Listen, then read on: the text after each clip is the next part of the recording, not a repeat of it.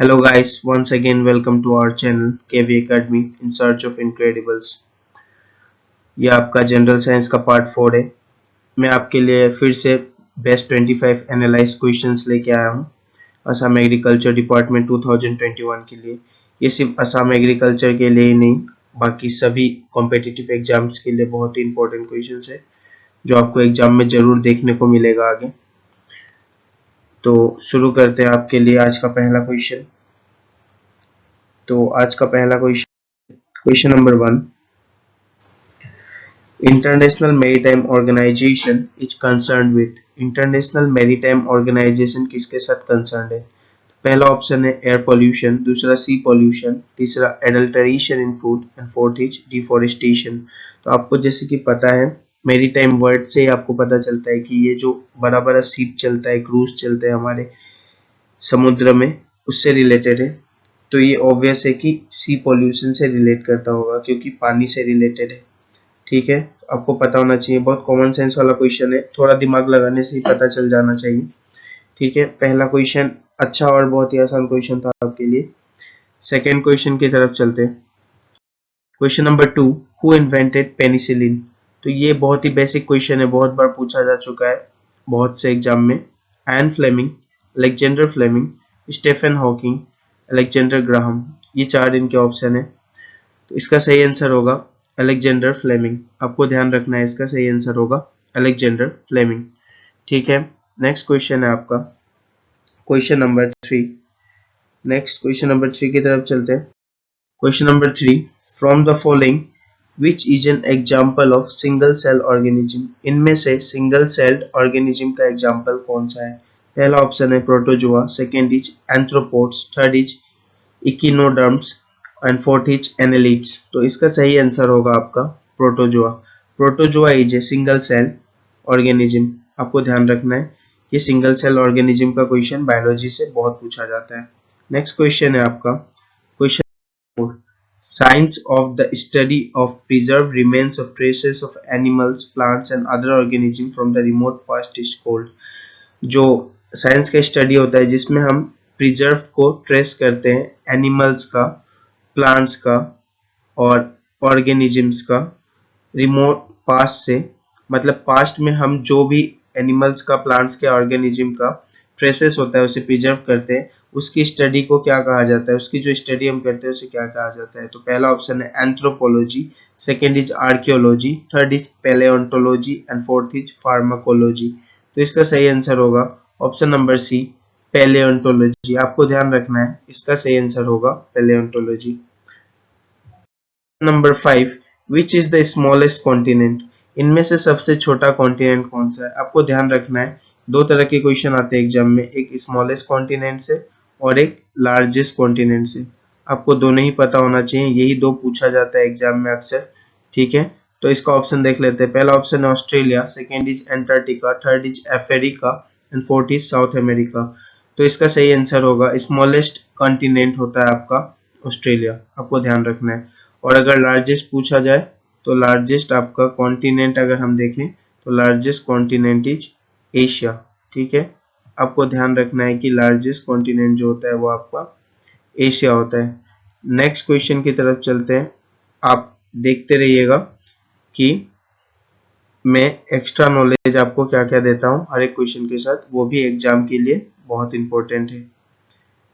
Next question is 6, as the frequency of wave increases. अगर frequency जो है wave का इंक्रीज होता है, what happens to its wavelength? तो उसके वेवलेंथ में क्या फर्क पड़ता है? ये क्वेश्चन को करने से पहले हम ऑप्शन देख लेते हैं। It increases, it remains the same, it decreases and there is no connection between the to.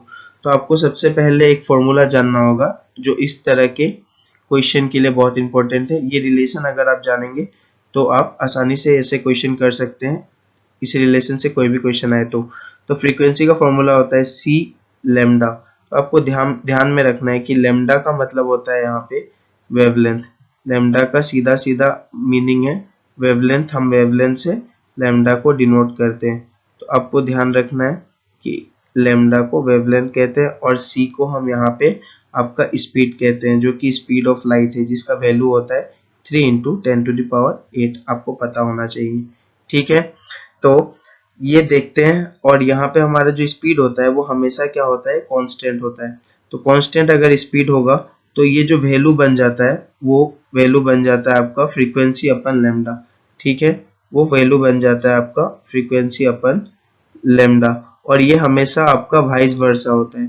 Vice versa की मतलब अगर फ्रीक्वेंसी इंक्रीज होगा तो आपका वेवलेंथ हमेशा डिक्रीज होगा, और अगर आपका फ्रीक्वेंसी डिक्रीज होगा तो आपका वेवलेंथ हमेशा इंक्रीज होगा। ये हमेशा उल्टा चलता है, तो आपको ध्यान रखना है ये। मैं आपको जो भी एक्स्ट्रा नॉलेज दे रहा हूँ, क्योंकि इस रिलेशन से आप कोई भी क्वेश्चन आएगा तो आप आंसर आसानी से दे सकते हैं। तो आपको पूछा गया यहाँ पे फ्रीक्वेंसी अगर इंक्रीज होता है तो वेवलेंथ पे क्या असर होगा, तो आपको मैंने बताया जैसे कि ये डिक्रीज हो जाएगा। ठीक है, अगर बोलता फ्रीक्वेंसी आपका वेव का डिक्रीज हो रहा है तो आप बोलते कि वेवलेंथ यहाँ पे इंक्रीज हो रहा है। जस्ट अपोजिट या जस्ट वाइस वर्सा, आपको ध्यान रखना है।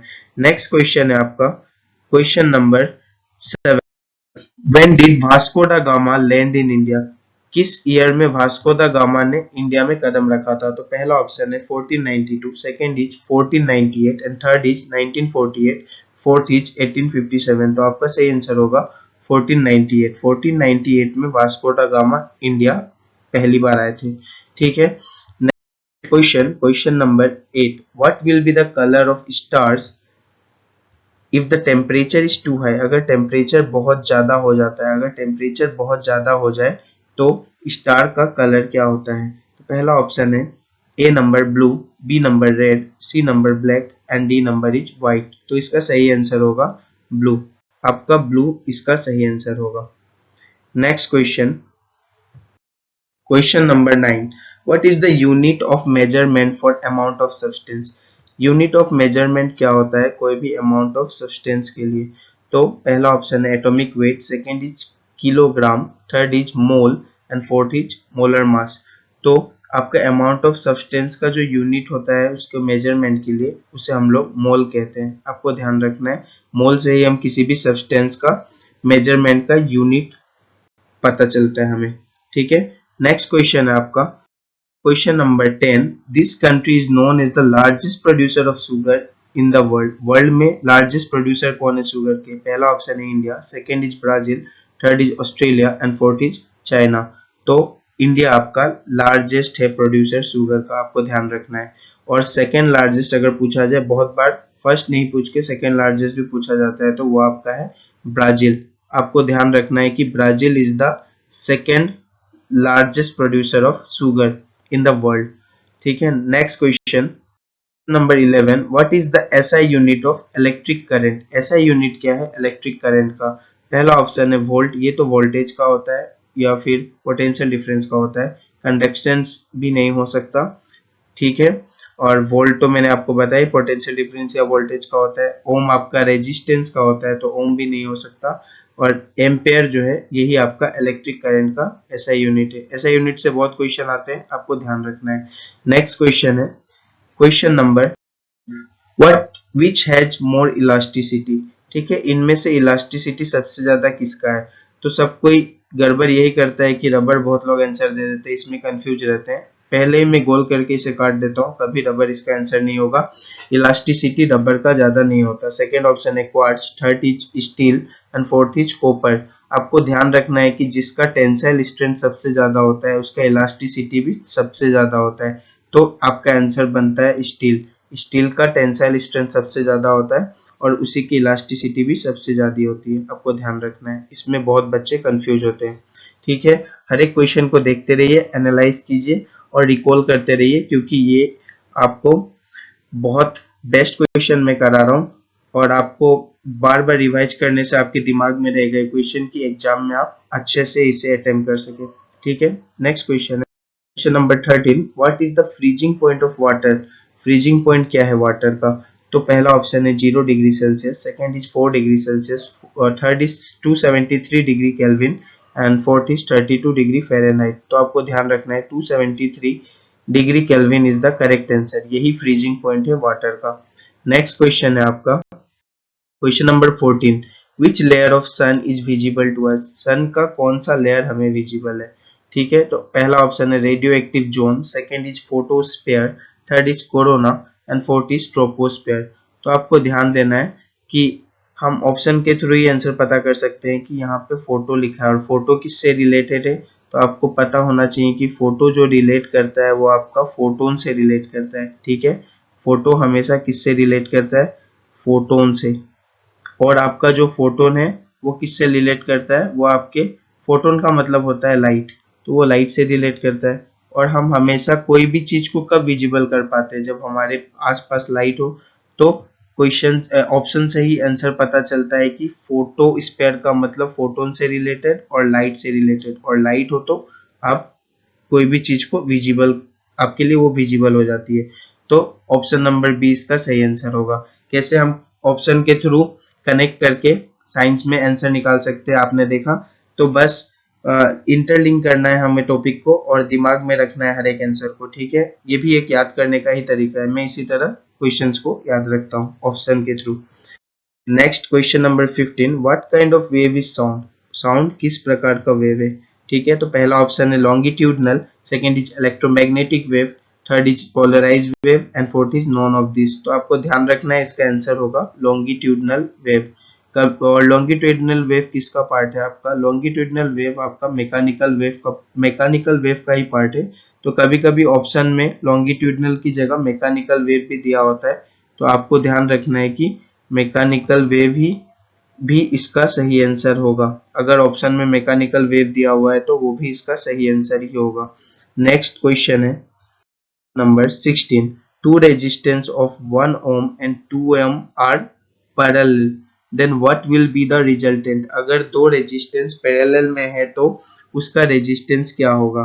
तो पैरेलल का एक फॉर्मूला होता है। ठीक है, आपको ध्यान रखना है कि सबसे पहले मैं आपको पैरेलल का फॉर्मूला बता दूं कि पैरेलल जो होता है उसका फॉर्मूला होता है आपका 1/r। आपको ध्यान रखना है कि पैरेलल का जो फॉर्मूला होता है वो होता है 1/r इक्वल टू 1/r जो कि आपका पहला रेजिस्टेंस है, और प्लस 1/r2 जो कि आपका दूसरा रेजिस्टेंस है। तो आपको ध्यान रखना है इस फॉर्मूले को, और इसमें अगर हम वैल्यू पुट करेंगे तो आंसर हमारा आ जाएगा। आप देखते रहिए। तो उसके बाद अगर पहला रेजिस्टेंस का हमको वैल्यू पता हो तो क्या है 1 ओम, तो हम 1 रख देते हैं, और सेकेंड का हमें पता है तो हम यहाँ पे 2 रख देते हैं। ठीक है, तो हम यहाँ पे क्या रख देते हैं, 2 रख देते हैं। तो इसके एलसीएम जो हमें मिलेगा यहाँ से, इसके एलसीएम होगा आपका 2, और ऊपर आ जाएगा 1 + 2 + 1, मतलब यहाँ से जो ऊपर आ जाएगा वो आ जाएगा 2 + 1, और टोटल वैल्यू आपको मिलेगा यहाँ से 3/2। ठीक है, आपको ध्यान रखना है कि इसका यहाँ तक अगर मैंने सॉल्व किया तो 3/2 आएगा, और ये किसका वैल्यू है, ये आपका 1/r का वैल्यू है, जो ये रिजल्टेंट आपका रेजिस्टेंस है। ठीक है, और यहाँ से अगर मैं निकालना चाहूँ r का वैल्यू, तो यहाँ से r का वैल्यू आ जाता है आपका 2/3, क्योंकि 1/r 3/2 था, तो r कितना हो जाएगा 2/3, जस्ट इसका उल्टा। तो हमारा क्वेश्चन का आंसर क्या हो गया, हमारे क्वेश्चन का आंसर हो गया 2/3 इज द करेक्ट आंसर। ठीक है, ये तो मैंने आपको पैरेलल के लिए बताया।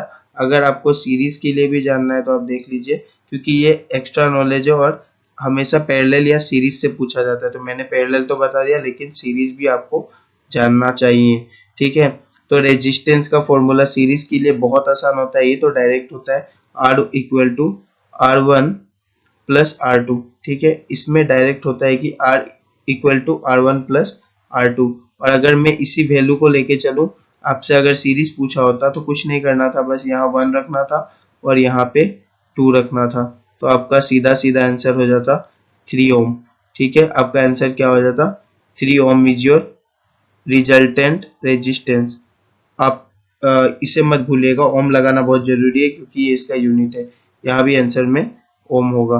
ऑप्शन में नहीं दिया हुआ है कोई बात नहीं, लेकिन अगर आप प्रोसेस से करते हैं तो ओम लगाना जरूरी है। तो आपको ध्यान रखना है, यही दोनों आपको एग्जाम में पूछा जाता है, एक तो पैरेलल और एक तो सीरीज। ठीक है, नेक्स्ट क्वेश्चन है आपका question number 17, who is DRDO head. DRDO के हेड कौन है इनमें से, डॉक्टर जी सतीश रेड्डी, के शिवान, एपीजे अब्दुल कलाम या नॉन ऑफ द अबव। ठीक है, तो इसका सही आंसर होगा डॉक्टर जी सतीश रेड्डी। इस आपके डीआरडीओ के हेड है। और कभी कभी पूछता है कि इसरो के हेड कौन है, तो आपको ध्यान रखना है कि हमारे जो के सिवान है वो हमारे इसरो के हेड है। ठीक है, वो हमारे इसरो के हेड है। ठीक है, आपको ध्यान रखना है। नेक्स्ट क्वेश्चन है आपका question number 3। When is earth day? Earth day कब मनाया जाता है? पहला ऑप्शन है 23 April, second is 22 May, third is 5 June and fourth is 22 April. आपको ध्यान रखना है अर्थ डे हमारा 22 अप्रैल को मनाया जाता है और 22 अप्रैल को ही हम अर्थ डे बोलते हैं। ठीक है, number 19। Which of the following oxide is used as a coolant? इनमें से कौन सा ऑक्साइड जो है कूलेंट की तरह काम करता है? तो आपको सबसे पहले तो पता होना चाहिए, ऑप्शन देख लीजिए आप, hydronium, protium, deuterium and tritium. तो आपको सबसे पहले पता होना चाहिए जो प्रोटियम है, ड्यूटेरियम है और ट्राइटियम है, ये हमारे हाइड्रोजन के आइसोटोप से। कभी कभी आपको पूछा जाता है कि हमारे हाइड्रोजन के आइसोटोप्स क्या होते हैं, तो आपको नाम याद होना चाहिए कि प्रोटियम, ड्यूटेरियम और आपका ट्रीटियम, ये हमारे हाइड्रोजन के आइसोटोप्स हैं। मैं यहाँ आपके लिए लिख दे रहा हूँ ताकि आपको जब आप रिवीजन करें तो आपको रिकॉल करने में अच्छा रहे कि हाइड्रोजन के आइसोटोप्स क्या होते हैं। ठीक है, तो लेकिन इनमें से कूलेंट की तरह काम कौन करता है, आपको वो भी जानना है। यही तो क्वेश्चन है हमारा और यही बहुत इंपॉर्टेंट क्वेश्चन है जो बार बार पूछा जाता है। तो ये तो हाइड्रोजन के आइसोटोप्स हुए, लेकिन ये कूलेंट की तरह आपका ड्यूटेरियम ऑक्साइड काम करता है और कभी कभी इसका आपको फॉर्मूला पूछा जाता है, तो फॉर्मूला ध्यान रखिएगा। बहुत लोग कंफ्यूज रहते हैं कि D2O होगा या DO2 होगा, तो इसका सही फॉर्मूला होता है D2O। ये बहुत बार पूछा जाता है ऑप्शन के थ्रू। ठीक है, तो ये अभी आपको ध्यान में रखना है कि हाइड्रोजन के आइसोटोप्स क्या क्या होते हैं, प्रोटियम, ड्यूटेरियम और आपका ट्रीटियम। और फिर आपको ये भी ध्यान रखना है कि ड्यूटेरियम कूलेंट की तरह काम करता है और इसका फॉर्मूला होता है D2O। ठीक है, नेक्स्ट क्वेश्चन की तरफ चलते हैं। Number 20। What is cosmology? Cosmology क्या है? Study of environment, study of earth, study of cosmic rays या स्टडी ऑफ आउटर सरफेस। ठीक है, कॉस्मोलॉजी इनमें से क्या है? तो स्टडी ऑफ आउटर सरफेस को ही यूनिवर्स की स्टडी भी कहते हैं हम, इसको ही हम यूनिवर्स की भी स्टडी कहते हैं, सेम नाम है। ठीक है, और कॉस्मोलॉजी इसी की स्टडी को कहा जाता है, यूनिवर्स की स्टडी को या फिर आउटर स्पेस की स्टडी को ही हम कॉस्मोलॉजी कहते हैं। आपको ध्यान रखना है। ठीक है, ऑप्शन नंबर डी इसका सही आंसर बनेगा। Next question is question 21। Rickets are caused by the deficiency of which vitamin in children? Rickets कैसे कज होता है? तो रिकेट्स जो होता है वो आपका, अगर हड्डी कमजोर हो जाए चिल्ड्रन का तब उसे रिकेट्स होता है। तो बोन में जो कमजोरी आती है उसी के वजह से रिकेट्स होता है हमारे बॉडी में। और ये बोन में कमजोरी किस वजह से आती है? तो वो विटामिन डी की कमी से आती है। आपको ध्यान रखना है। ऑप्शन था vitamin A, vitamin C, vitamin D और विटामिन बी, लेकिन इसका सही आंसर होगा विटामिन डी, क्योंकि बोन से रिलेटेड जो विटामिन होता है वो हमारा विटामिन डी होता है। तो मैंने आपको बताया, एडिशनल इंफॉर्मेशन भी मैं आपको दे रहा हूँ कि रिकेट्स किस वजह से होता है। तो बोन्स में जो कमजोरी आती है चिल्ड्रन की उसकी वजह से, और ये डिफिशियंसी ऑफ विटामिन डी के कारण होता है। आपको ध्यान रखना है। नेक्स्ट क्वेश्चन है आपका question 22। Who discovered the nucleus? इस क्वेश्चन में थोड़ा मिस्टेक हो गया है, यहाँ पे आपका न्यूक्लियस के आगे होना चाहिए एटॉमिक न्यूक्लियस। ठीक है, किसने एटॉमिक न्यूक्लियस को डिस्कवर किया था, ये क्वेश्चन है आपका। ठीक है, आपको ध्यान रखना है कि किसने एटॉमिक न्यूक्लियस को डिस्कवर किया था, आपका क्वेश्चन ये है। तो मैं यहाँ लिख देता हूँ कि किसने एटॉमिक न्यूक्लियस को डिस्कवर किया था। तो आपका पहला ऑप्शन है Robert Brown, second is Rutherford, third is Chadwick and fourth is J Thomson. तो आपका सही आंसर होगा रदरफोर्ड। रदरफोर्ड ने आपका एटॉमिक न्यूक्लियस का डिस्कवरी किया था जब उन्होंने आपका गोल्ड के पेपर को लेके आपका वो मॉडल आपका तैयार किया था। तब रदरफोर्ड ने बताया था कि उसके बीच में आपका क्या होता है, न्यूक्लियस होता है। ठीक है, न्यूक्लियस होता है जब उन्होंने गोल्ड फॉइल को लेके आपका एक्सपेरिमेंट किया था। ठीक है, नेक्स्ट क्वेश्चन है आपका question number 3। What is the pH of blood, blood का पीएच क्या होता है, ठीक है। तो पहला ऑप्शन है 6.8 to 7, 5.5 to 5.7, option B, option C 7.2 to 7.4 and option D is 8 to 8.2। तो आपको ध्यान होना चाहिए कि इसका सही आंसर होगा 7.2 to 7.4। ये एक रेंज है, कभी कभी ऑप्शन में 7.3 भी दिया होता है जो कि बिल्कुल सही आंसर है, यही रेंज के बीच में वो आता है, ठीक है। ये आपका एक्यूरेट आंसर है, ठीक है। आपको ध्यान रखना है ब्लड का पीएच बहुत बार बहुत एग्जाम में पूछा गया और फिर से पूछा जा सकता है। Question number 24, what is the colour of the fertiliser revolution, fertiliser revolution का कलर क्या होता है, ठीक है। पहला ऑप्शन है red, second is pink, third is blue and fourth is green, ठीक है। तो आपको ध्यान रखना है कि फर्टिलाइजर रिवॉल्यूशन पिंक कलर को कहते हैं, फर्टिलाइजर रिवॉल्यूशन में पिंक कलर होता है, आपको ध्यान रखना है। और आज का लास्ट क्वेश्चन है हमारा, what, question number 25, what is the study of heart call, heart की स्टडी को क्या कहा जाता है। तो पहला ऑप्शन है cardiology, second is hepatology, third is ornithology and fourth is pedology. आपको सबको ध्यान रखना है क्योंकि हर एक एग्जाम में ये सारे के बारे में पूछा गया और आपको सारा एडिशनल नॉलेज रखना होगा अगर आपको एग्जाम अच्छे से क्रैक करना है।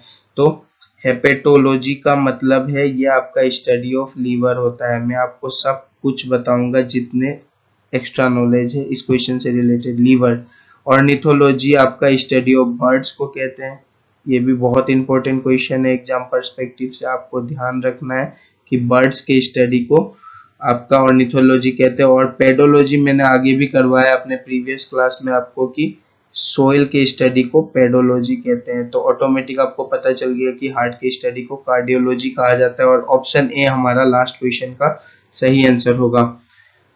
तो आपको मेरा ये वीडियो कैसा लगा कमेंट बॉक्स में बताइए, और आपको अगर मेरे सारे प्रीवियस जितने भी वीडियो है चैनल के अच्छे लगे हो तो चैनल को लाइक कीजिए, सब्सक्राइब कीजिए और नोटिफिकेशन के बेल को दबाइए ताकि टाइम टू टाइम आपको क्लासेस के बारे में पता चलते रहे। और अपना प्यार इसी तरह मुझे देते रहिए ताकि मेरा मोटिवेशन बढ़ता रहे, आपके प्यार के थ्रू ही मेरा मोटिवेशन बढ़ता है। और अगर आपका रिस्पॉन्स बहुत अच्छा रहा इन सब क्लासेस में, जीके और जीएस की क्लास में, तो मैं आपके लिए मैथ्स के बेस्ट ट्रिक्स भी लेके आऊंगा और मैथ्स में क्या क्वेश्चन आएगा एकदम सॉलिड क्वेश्चंस आपके लिए लेके आने वाला हूं।